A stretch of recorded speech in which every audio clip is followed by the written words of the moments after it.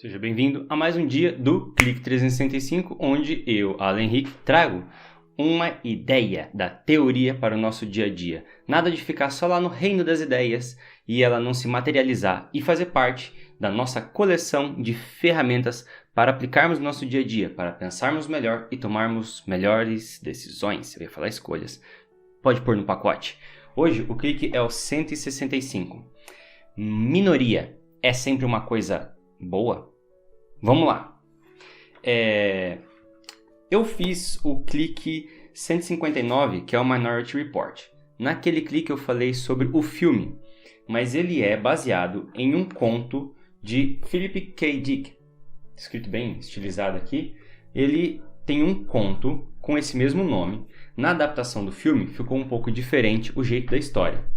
E no conto tem uma história, um trecho bem interessante, que ele estava sendo perseguido e falando sobre uma questão de como é feito o relatório de que o determinou que ele seria um pré-criminoso, ou seja, ele não cometeu o crime ainda. Os relatórios são feitos com base em relatórios majoritários. Se tem um relatório majoritário que diz que ele é um assassino, para poder existir isso, logicamente, a maioria, ao contrário, existe um relatório minoritário que diz que ele pode não ser um assassino. Por quê? Por causa dessa frase aqui que ele se depara em um certo trecho, nesse livro aqui, Realidades Adaptadas, onde vem uma reunião de contos do Philip Dick. A existência de uma maioria implica, logicamente, em uma minoria correspondente. Vamos lá. Quantas vezes você já ouviu falar nessa expressão minoria oprimida? Veja só, na hora que você fala o termo minoria oprimida, você logo de cara cria o seu oposto, sem falar diretamente. Nesse caso, o contrário de uma minoria oprimida é uma maioria opressora. Bem, esta sacanagem psicológica, esse método de engenharia social, ele deixa de fora a maioria neutra. Vamos supor, quando você fala de que, por exemplo, vítimas são minorias, uma minoria vítima tem uma maioria agressora. Nem sempre.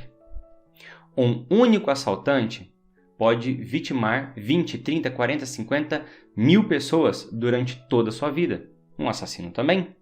Então repara bem nisso.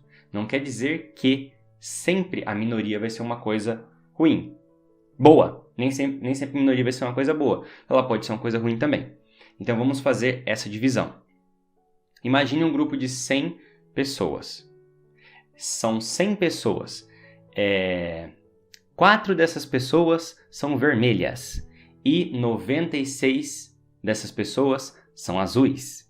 Então, dessas 96 pessoas, 20 não gostam e prejudicam a vida das outras 4 pessoas vermelhas, que são a minoria.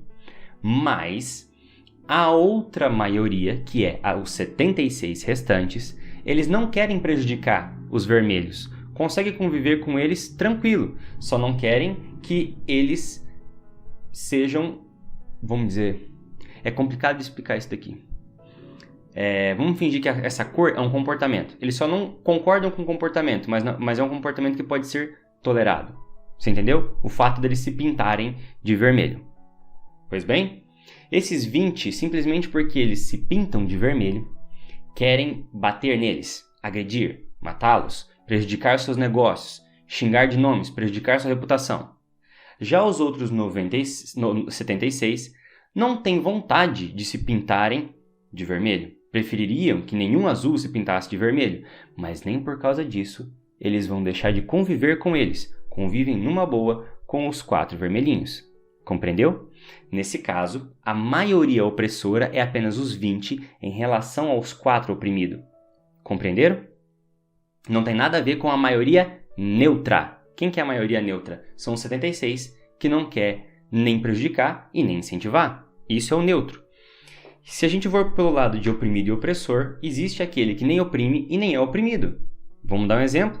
Se uma das bolinhas que se pintam de vermelho nunca recebeu um xingamento, uma agressão física ou verbal ou qualquer outro tipo de coisa que possa vir de prejuízo para ele, dos outros 20 que gostam de fazer prejuízos a eles só por serem vermelhinhos. Então ele faz parte da maioria neutra. Ele nem é oprimido e nem é opressor. Fez sentido? Então, se nós formos ver, veja quantas pessoas existem no Brasil. Quantos de nós vamos viver a nossa vida inteira sem nunca assaltar ou assassinar uma pessoa? Exato. Os assassinos, eles são uma minoria opressora. É até estranho escutar esse termo, né? Porque não é isso que a gente acaba não escutando isso na mídia.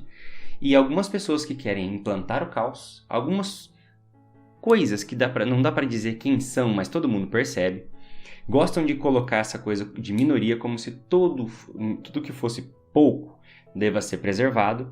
Nós devemos preservar esse tipo de comportamento também? De apropriação do que é do outro?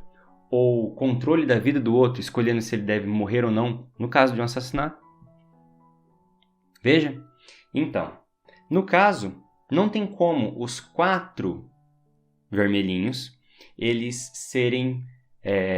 ficar mandando mensagem para todos os azuis falando: deixe nós em paz, deixe nós em paz. E também não adianta os outros 76 que querem proteger os vermelhinhos ficarem só pedindo para os outros 20 azulzinhos que querem prejudicar eles: deixe eles em paz, deixe eles em paz, deixe eles em paz.